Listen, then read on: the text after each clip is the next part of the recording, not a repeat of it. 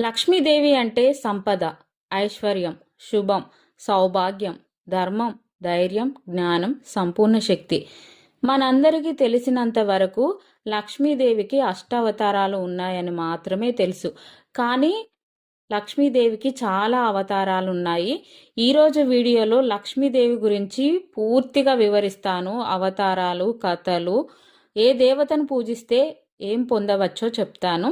లక్ష్మీదేవి విష్ణువు యొక్క శక్తి రూపం, వైకుంఠపత్ని, ఆధ్యాత్మిక సంపదను ప్రసాదించే దేవి.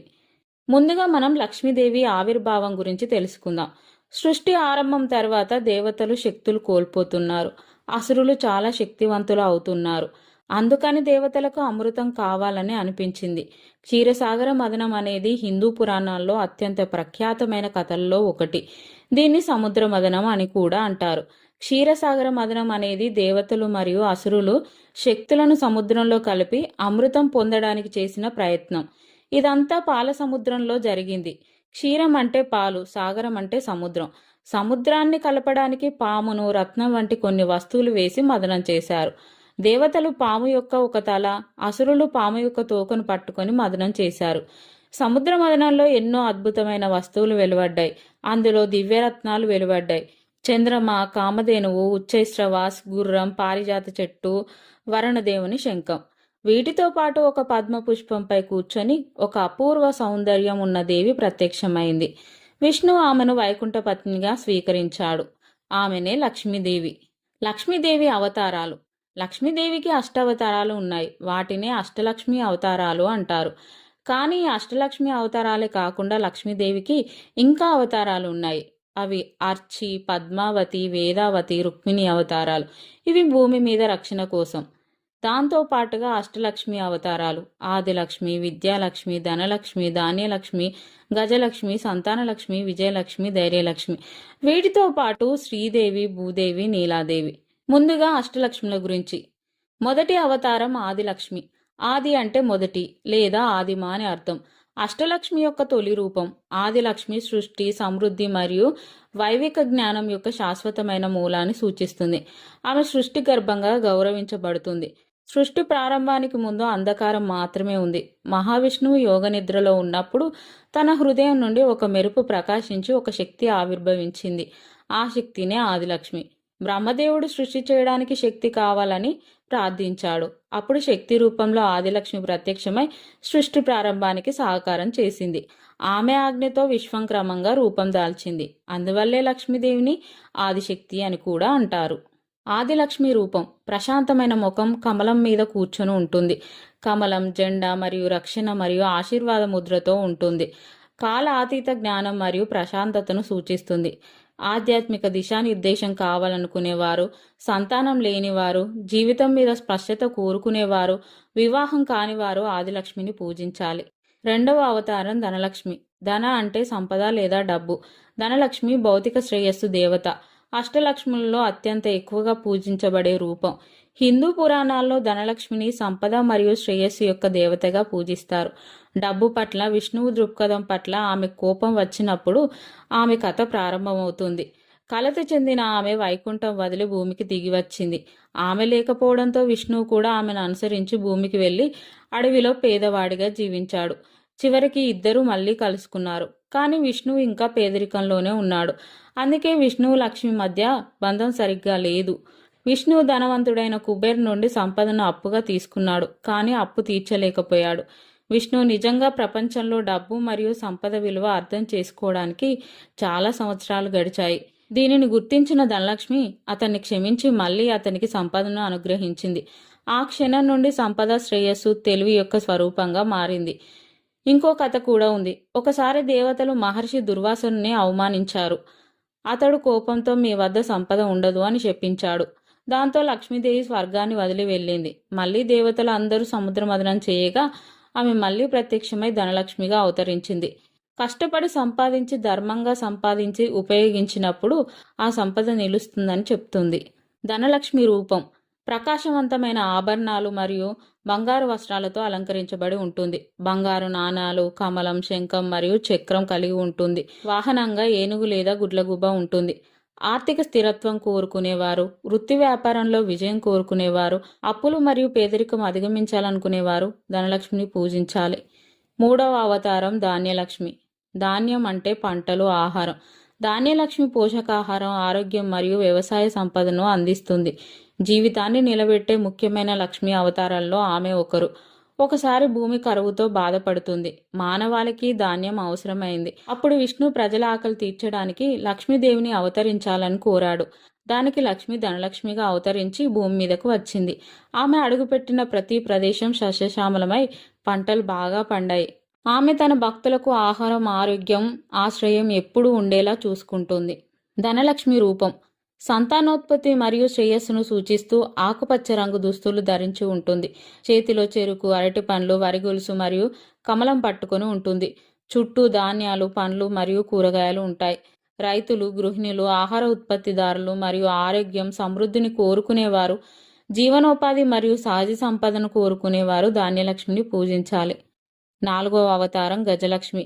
గజ అంటే ఏనుగు. గజలక్ష్మి శక్తి, రాచరికం మరియు ప్రతిష్టకు దేవత.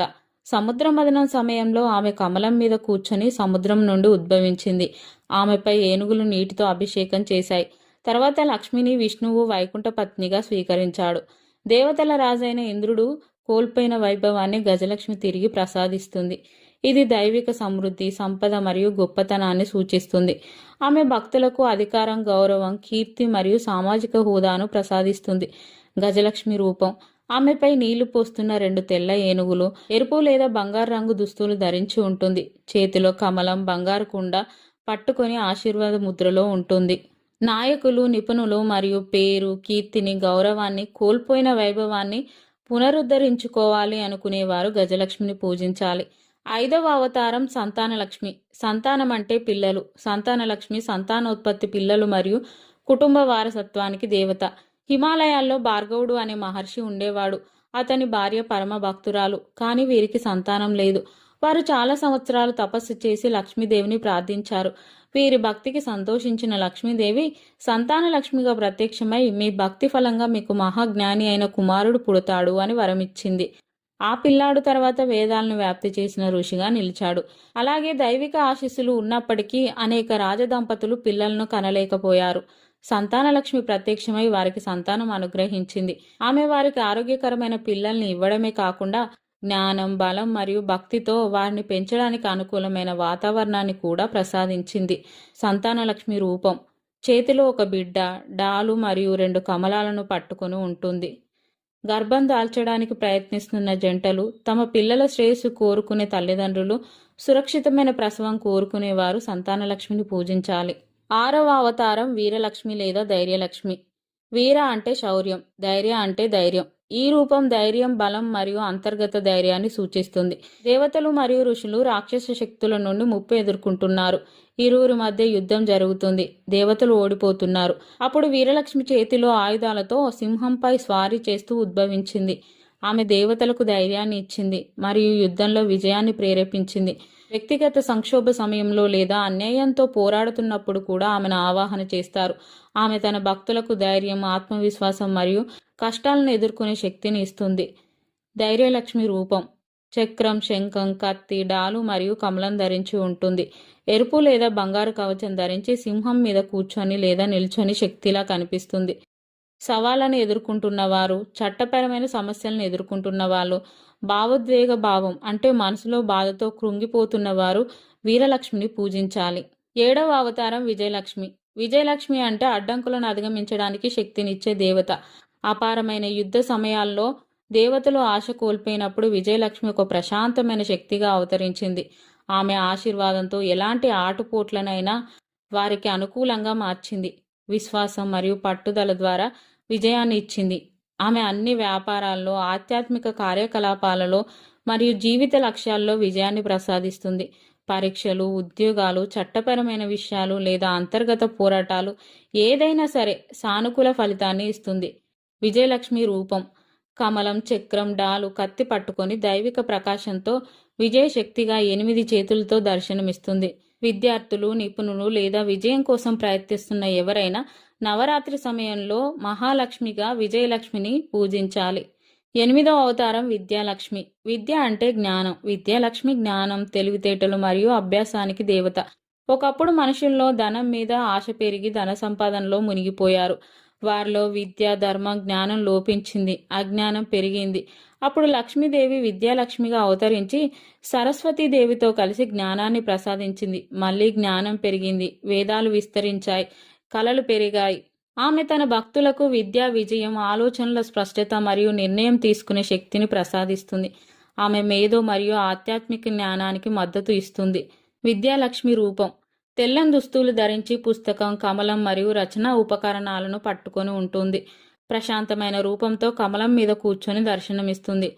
విద్యార్థులు, ఉపాధ్యాయులు, పండితులు మరియు జీవితాంతం ఏదైనా నేర్చుకోవాలనుకునేవారు విద్యాలక్ష్మిని పూజించాలి.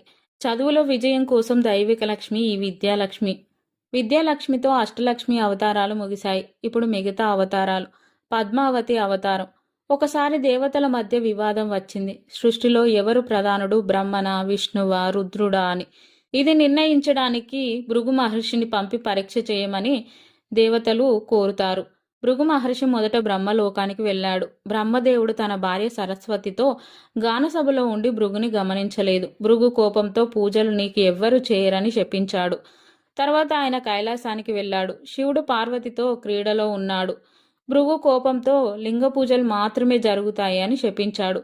చివరిగా భృగు మహర్షి వైకుంఠానికి వెళ్ళాడు. అక్కడ శ్రీ మహావిష్ణువు భగవతి లక్ష్మీదేవితో విశ్రాంతి తీసుకుంటూ ఉన్నాడు. భృగు విష్ణు ఛాతిపై పాదంతో తన్నాడు. అయినా శ్రీ మహావిష్ణువు కోప్పడలేదు. ఆయన లేచి భృగు పాదాలను పట్టుకొని, మహర్షి, నీ పాదానికి నా ఛాతి వల్ల నొప్పి కలిగించి ఉంటే క్షమించు. నీ పాదస్పర్శ వల్ల నాకు పుణ్యం కలిగింది అంటాడు. భృగు పాదాన ఉన్న అజ్ఞాన నేత్రాన్ని చిదిమేస్తాడు. భృగు మహర్షి ఆశ్చర్యపోయి కళ్ళలో నుండి నీళ్లు కారుతాయి. విష్ణువే పరమాత్మ, ఆయనకు అహంకారం లేదు, క్షమాభావం ఉంది, అందుకే విష్ణువే ప్రధానుడు అని చెప్తాడు. అది చూసిన లక్ష్మీదేవి చాలా బాధపడింది. అతని పాదం నేను ఉండే తన ఎదపై తాకిన తర్వాత నా భర్త ఛాతిపై తన్నిన వాడిని కూడా క్షమిస్తే అది నాకు అవమానం అని, నేనిక వైకుంఠంలో ఉండలేను అని కోపంతో వైకుంఠం విడిచి భూమి మీదికి వచ్చి పద్మ సరస్సు అంటే పద్మ తీర్థం వద్ద తపస్సు చేసింది. ఆ తపస్సులో ఆమె ఒక పద్మం నుండి అవతరించింది. అందుకే ఆమెకు పద్మావతి అని పేరు వచ్చింది. లక్ష్మీదేవి వెళ్ళిపోవడంతో వైకుంఠంలో విష్ణువు దుఃఖంలో మునిగిపోయాడు. తర్వాత ఆయన కూడా భూమికి వచ్చి వెంకటాద్రి పర్వతంపై శ్రీనివాసుడిగా తపస్సు చేసుకుంటూ లక్ష్మీదేవి కోసం ఎదురుచూశాడు. చోళ రాజవంశానికి చెందిన ఆకాశరాజు అనే రాజు ఉండేవాడు. ఆయన భార్య ధర్మదేవి. వారికి సంతానం లేదు. వారు పద్మతీర్థం వద్ద యజ్ఞం చేసి సంతానం కోరుకున్నారు. ఈ యజ్ఞం ఫలితంగా పద్మం మధ్యలో పద్మావతి దేవి అవతరించింది. ఆమెను రాజు, రాణి దత్తత తీసుకున్నారు. ఒకరోజు శ్రీనివాసుడు వేటకు వెళ్ళినప్పుడు అతనికి పద్మావతి కనిపించింది. ఇద్దరికీ గతజన్మ స్మృతులు గుర్తుకు వచ్చాయి. ఇది నా లక్ష్మీదేవి అవతారం అని శ్రీనివాసుడు సంతోషపడ్డాడు. ఇద్దరూ ప్రేమలో పడ్డారు. శ్రీనివాసుడు తన తల్లి వకులాదేవితో వివాహం గురించి చర్చించాడు. వకులాదేవి వెళ్లి ఆకాశరాజుతో మాట్లాడింది. ఆకాశరాజు, ధర్మదేవి చాలా ఆనందపడ్డారు. వెంకటేశ్వరుడు, పద్మావతి కళ్యాణం ఘనంగా జరిగింది. అన్నదానం, పూజలు, హోమాలు, పూలతో శోభాయమానం అయ్యింది. దేవతలందరూ వచ్చి ఆశీర్వదించారు. ఈ కళ్యాణానికి శ్రీనివాసుడు కుబేరుని వద్ద అప్పు చేశాడు. నువ్వు భూమిపై ఉన్నంత కాలం దేవతలు, మానవులు నీకు పూజలు చేస్తారు, కానీ ఆ రుణం నాకు చెల్లించాలి అంటాడు. దానికే తిరుమలలో భక్తులు డబ్బు హుండీలో వేసినవి కుబేర్ని రుణం తీరుస్తాయి అని నమ్ముతారు. వెంకటేశ్వరుడు, పద్మావతి దేవి వివాహం జరిగిన స్థలం తిరుచానూరు. అక్కడే పద్మావతి అమ్మవారి ఆలయం ఉంది. పద్మావతి దేవి భక్తులకు ఆర్థిక, గృహ సుఖాలను ప్రసాదిస్తుంది. అర్చి అవతారం. లక్ష్మీదేవి ప్రతి యుగంలో ధర్మాన్ని స్థాపించడానికి విష్ణుమూర్తి అవతారాలను అనుసరించి భిన్న రూపాల్లో అవతరించింది. ఒక యుగంలో అర్చిగా అవతరించింది. అర్చిదేవి అంటే స్వయంగా లక్ష్మీదేవి అవతారం. ఆమె భర్త ప్రియవ్రత మహారాజు. విష్ణువు అవతారం. అతను మానస పుత్రుడు, స్వయంభువ మనువు యొక్క కుమారుడు. స్వయంభువ మనువు తన కుమారుడైన ప్రియవ్రతుడికి రాజ్యాన్ని అప్పగించాడు. ప్రియవ్రతుడు మొదట తపస్సులో మునిగిపోయి ఉన్నాడు. కాని బ్రహ్మదేవుడే స్వయంగా వచ్చి రాజ్యాన్ని పాలించమని ఆజ్ఞాపించాడు. ప్రియవ్రతుడు పాలన చేపట్టాడు. ఆ సమయంలో దేవతలు, ఋషులు చేసిన యజ్ఞాల ఫలితంగా లక్ష్మీదేవి అర్చి రూపంలో భూమిపై జన్మించింది. ఆమెను చూసి ప్రియవ్రతుడు ఆమెను వివాహం చేసుకున్నాడు. అర్చిదేవి తన భర్తకు సహధర్మిణి. ఆమె ధర్మపరురాలు, పతివ్రత, శాంత స్వభావం గలది. ఆమె భర్త తపస్సు, రాజ్యపాలనలో ఉన్నప్పుడల్లా ఆమె ఆయన పక్కనే ఉండి ధర్మం నిలబెట్టేది. వాళ్ళిద్దరికీ అత్యంత భక్తి, ప్రేమ, ధర్మం, ఆధ్యాత్మికమైన జీవితం ఉండేది. ఒకరోజు ప్రియవ్రతుడు ధ్యానంలో ఉండగా సూర్యుడు ఉదయించి భూమి ఒకవైపు మాత్రమే వెలుగుతుండడం చూశాడు. మరోవైపున చీకటి ఉండేది. నా ప్రజలు ఎల్లప్పుడూ వెలుగులో ఉండాలి అని భావించి తన రథాన్ని సూర్యుడి రథానికి సమాంతరంగా నడిపాడు. దాంతో భూమి 7 ద్వీపాలుగా విడిపోయింది. దానికి ప్రియవ్రతుడే కారణం అని పురాణాలు చెప్తాయి. ఆ సమయంలో అచ్చిదేవి ఆయన పక్కనే నిలబడి ఆయన ధర్మాన్ని నిలబెట్టే శక్తిగా నిలిచింది. తర్వాత కాలంలో ప్రియవ్రతుడు, అచ్చి ఇద్దరూ రాజ్యాన్ని విడిచి తపస్సు చేసి శరీరాన్ని విడిచి వైకుంఠానికి చేరారు. దాంతో అర్చి తిరిగి శ్రీ మహాలక్ష్మిగా వైకుంఠంలో తన స్థానాన్ని పొందింది. అర్చి అవతారం శ్రీధర్మం అంటే భర్తకు సహకరించడం మాత్రమే కాదు, ధర్మాన్ని నిలబెట్టడం కూడా అని చెప్తుంది. భక్తి, క్షమ, సహనం ఉన్నవారే లక్ష్మి అనుగ్రహం పొందుతారు. ధర్మాన్ని ఆచరించడం ద్వారా వైకుంఠ స్థానం పొందవచ్చు. తర్వాత రుక్మిణి అవతారం. ద్వాపర యుగంలో ఈ రాక్షసులు, దుర్మార్గ రాజులు భూమిని బాధిస్తున్నప్పుడు శ్రీ మహావిష్ణువు కృష్ణుడిగా అవతరించాలనే సంకల్పం చేశాడు. ఆయనతో పాటు లక్ష్మీదేవి కూడా భూమిపై అవతరించి తన భర్తకు సహాయపడాలని నిర్ణయం తీసుకుంది. అందుకే లక్ష్మీదేవి విదర్భరాజు భీష్మకుడి ఇంట రుక్మిణిగా జన్మించింది. విదర్భరాజు భార్య వైరిని. వీరికి పంచమహాభూతాల శక్తుల ఆశీర్వాదంతో ఒక కన్య జన్మించింది. ఆమె జన్మించగానే ఆకాశవాణి వినిపించింది. ఇది లక్ష్మీదేవి అవతారం, శ్రీ మహావిష్ణువు అవతారమైన కృష్ణుడు ఈమెను పరిణయమాడును అని. అది విని అందరూ సంతోషించారు.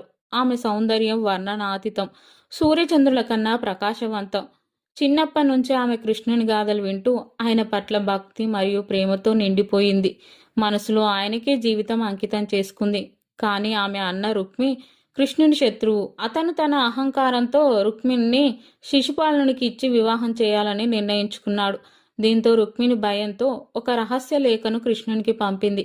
ఆ లేఖలో, నా ప్రాణప్రియ కృష్ణ, నువ్వు వచ్చి నన్ను తీసుకుపోకపోతే నేను ప్రాణాలు విడిచి నీలో కలిసిపోతాను. నన్ను శిశుపాలనకిచ్చి వివాహం చేయకముందే రా అని ఉంది.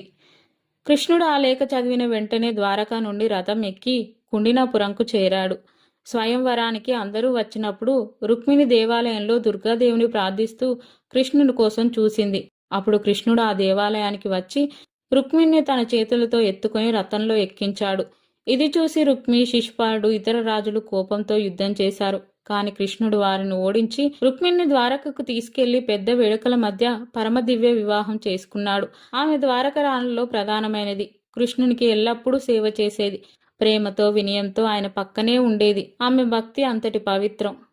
రుక్మిణి అవతారం ద్వారా లక్ష్మీదేవి భక్తి, ప్రేమ, విశ్వాసం కలవారు ఎప్పుడూ దేవునికి అతి సమీపంగా ఉంటారని, కృష్ణుడు రుక్మిణి అనుబంధం అనేది పరమాత్మ ఆత్మ బంధం అని అంటారు. తర్వాత అవతారం నీలాదేవి. నీలాదేవి అవతారం విష్ణు యొక్క అత్యంత సున్నితమైన, శాంతి, మమకారమైన శక్తిగా చూస్తారు. ఒకప్పుడు క్షీరసాగర తీరంలో తామ్రపర్ణ నది తీరాన నీలమణిగా కాంతివంతమైన రూపంలో లక్ష్మీదేవి ప్రత్యక్షమైంది. ఆమె చర్మం నీలవర్ణంలో మెరుస్తుంది. అందుకే నీలాదేవి అని పేరొచ్చింది. ఆమెను చూసి విష్ణు ముచ్చటపడి, నువ్వు భక్తులకు మనశ్శాంతి రూపం అవ్వాలి అని ఆశీర్వదించాడు. నీలాదేవి భక్తులకు మానసిక శాంతి, ధ్యాన శక్తి, భక్తి ప్రసాదిస్తుంది. ఆమె రూపం కారుణ్య రూపిణి, దయతో నిండి ఉంటుంది. నీలాదేవి అవతారం నిజమైన ఐశ్వర్యం, మనసులోని ప్రశాంతత. తర్వాత అవతారం శ్రీదేవి. క్షీరసాగర మదన సమయంలో సముద్రం నుండి అనేక రత్నాలు బయలుదేరాయి. చివరగా శ్రీదేవి స్వయంగా పద్మంపై కూర్చొని ప్రత్యక్షమైంది. ఆమెను చూసి దేవతలందరూ శ్రీ మహాలక్ష్మి అని నమస్కరించారు. విష్ణువు ఆమెను చూసి చిరునవ్వు చిందించి ఆమెను తన వైకుంఠ పత్నిగా స్వీకరించాడు. శ్రీదేవి అంటే శుభం, శాంతి, సమృద్ధికి ప్రతీక.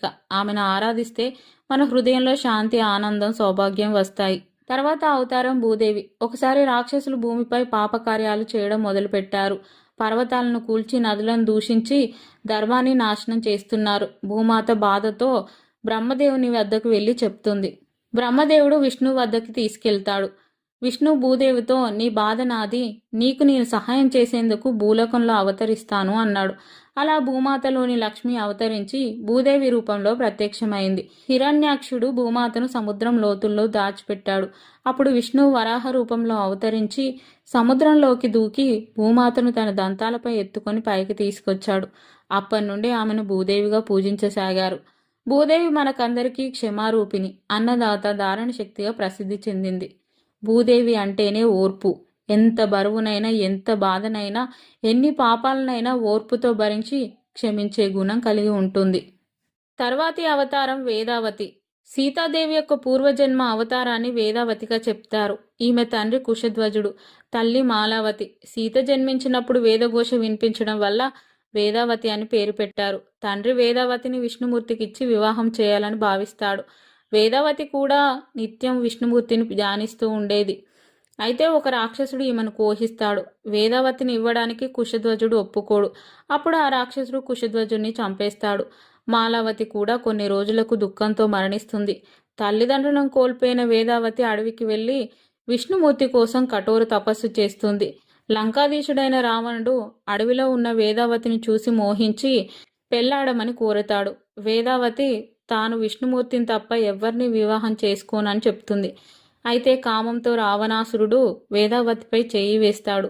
పరపురుషుడు తాకిన దేహంతో జీవించడం ఇష్టం లేని వేదావతి యోగాగ్ని సృష్టించుకొని అందులో దగ్ధమైపోతుంది. రావణుని వంశాన్ని నాశనం చేస్తా అని ప్రతిజ్ఞ చేస్తుంది. కొంతకాలానికి లంకా నగరంలో ఒక కమలంలో ఈమె జన్మిస్తుంది. ముందుగా రావణుడే చూస్తాడు. కానీ ఈమె జన్మ అతనికి అరిష్టమని జ్యోతిష్కులు చెప్తారు. దాంతో రావణుడు ఆ పాపను ఒక బంగారు పెట్టెలో పెట్టి సముద్రంలో విడిచిపెడతాడు. ఆ పెట్టె కొంతకాలానికి మిథిల నగర ప్రాంతానికి చేరుకుంటుంది. అక్కడ భూమిలో ఉంటుంది. మిథిలాపుర నాయకుడైన జనక మహారాజు యాగం చేసి భూమిని దున్నుతుండగా నాగలికి ఒక పెట్టె అడ్డుపడుతుంది. ఆ పెట్టెను తెరిచి చూడగా అందులో ఒక పసిపిల్ల కనిపించింది. నాగలిసాల్లో లభించినందుకు ఆమెకు సీత అని నామకరణం చేసి జనక మహారాజు ఆయన భార్య అల్లారుముద్దుగా ఆ బిడ్డను పెంచుకున్నారు. అందుకే సీతాదేవిని భూదేవి కుమార్తె అంటారు. తల్లి గర్భంలో జన్మించలేదు గనుక అయోనిజ అని అంటారు. రామలక్ష్మణులు విశ్వామిత్రుని యాగరక్షణ కార్యాన్ని జయప్రదంగా ముగించుకుంటారు. తన శిష్యులను వెంట తీసుకుని విశ్వామిత్రుడు మిథిలా నగరం చేరుకుంటాడు. అప్పుడు జనక మహారాజు యజ్ఞం చేస్తున్నాడు. అతిథులను ఆహ్వానించి జనకుడు వారి కోరికపై తన వద్దనున్న శివధనుసును వారికి చూపించాడు. ఎవరు ఎక్కుపెట్టలేని ఆ ధనుసును శ్రీరాముడు అవలీలగా ఎక్కుపెట్టి విరిచేశాడు. దాంతో జనక మహారాజు సీతను శ్రీరామునికిచ్చి వివాహం చేశాడు. త్రేతాయుగంలో సీతాదేవి అవతారాన్ని లక్ష్మీదేవిగా చెప్తారు. రాముని అవతారాన్ని విష్ణువు అవతారంగా చెప్తారు. తర్వాత అవతారం మహాలక్ష్మి. ఇది లక్ష్మీదేవి యొక్క పరిపూర్ణమైన రూపం. అన్ని లక్ష్మీ రూపాలు, శక్తులు, కరుణ, ఐశ్వర్యాలు ఒకే రూపంలో కలిసిన అవతారం. పురాణాల ప్రకారం మహాలక్ష్మి రూపం కేవలం భౌతిక సంపదే కాకుండా ధర్మం, జ్ఞానం, మోక్షం, ప్రేమ, కరుణ అన్నిటినీ కలిపిన దైవ స్వరూపం. భక్తులు అనేక యుగాలుగా ధర్మాన్ని కాపాడినప్పుడు మహాలక్ష్మి ప్రత్యక్షమవుతుంది. విష్ణువు తపస్సులో ఉన్నప్పుడు మహాలక్ష్మి తన పద్మాసనంలో కూర్చొని తన భర్త పాదాలను సాక్షాత్కరించి ధ్యానం చేసింది. ఆమె సమక్షంలో ఏ లోకమైనా ప్రకాశిస్తుంది. ఎందుకంటే ఆమె అన్నీ కలిపిన దైవమూర్తి. మహాలక్ష్మిని పూజిస్తే ఆధ్యాత్మిక శాంతి, భౌతిక ఐశ్వర్యం, కుటుంబ సౌభాగ్యం, మోక్ష ప్రాప్తి దొరుకుతాయి. లక్ష్మీదేవిని ఎప్పుడెప్పుడు పూజిస్తారు? దీపావళి పండుగ లక్ష్మీ పూజకు అత్యంత ముఖ్యమైన పండుగ. లక్ష్మీ పూజ నాడు భక్తులు సంపద మరియు ఆనందం కోసం అష్టలక్ష్మితో సహా మహాలక్ష్మిని ఆమె అన్ని రూపాల్లో పూజిస్తారు. ఇళ్లను దీపాలు మరియు రంగులతో అలంకరించి రాత్రిపూట ప్రత్యేక పూజలు చేస్తారు. తర్వాత వరలక్ష్మి వ్రతం. రక్షాబంధన్ ముందు శుక్రవారం జరుపుకుంటారు. వివాహిత స్త్రీలు ఉపవాసం ఉండి కుటుంబ శ్రేయస్సు, సామరస్యం కోసం అష్టలక్ష్మికి పూజ చేస్తారు. తర్వాత శరద్ పూర్ణిమ. అశ్విని మాసం పౌర్ణమి రోజు జరుపుకుంటారు. లక్ష్మీదేవి దిగివచ్చి మేల్కొని తన నామాలను, ముఖ్యంగా మహాలక్ష్మి నామాలను మరియు అష్టలక్ష్మి స్తోత్రాలను జపించే భక్తులకు ఆశీర్వాదం ఇస్తుంది. తర్వాత నవరాత్రి. ముఖ్యంగా మధ్యలో 3 రోజులు మహాలక్ష్మికి అంకితం చేసిన రోజులు. తర్వాత మార్గశిర మాసం. మార్గశిర మాసం నవంబర్, డిసెంబర్ లక్ష్మీదేవికి అత్యంత ప్రీతికరమైనది. భక్తులు మాసం అంతా మహాలక్ష్మి అష్టకం మరియు అష్టలక్ష్మి స్తోత్రం పఠిస్తారు. శుక్రవారాలు. లక్ష్మీ పూజకు పవిత్రమైన వారంగా శుక్రవారాన్ని భావిస్తారు. ఇవండి లక్ష్మీదేవి పూర్తి అవతారాలు, కథలు. ఈ వీడియో కనుక మీకు నచ్చినట్లయితే వీడియోని లైక్ చేయండి, మీ ఫ్రెండ్కి షేర్ చేయండి. ఇలాంటి మరిన్ని వీడియోస్ కోసం మా ఛానల్ని సబ్స్క్రైబ్ చేసుకోండి. పక్కన గంట సింబల్ వస్తుంది, నొక్కండి. నోటిఫికేషన్ ఆల్ సెట్ చేసుకోండి.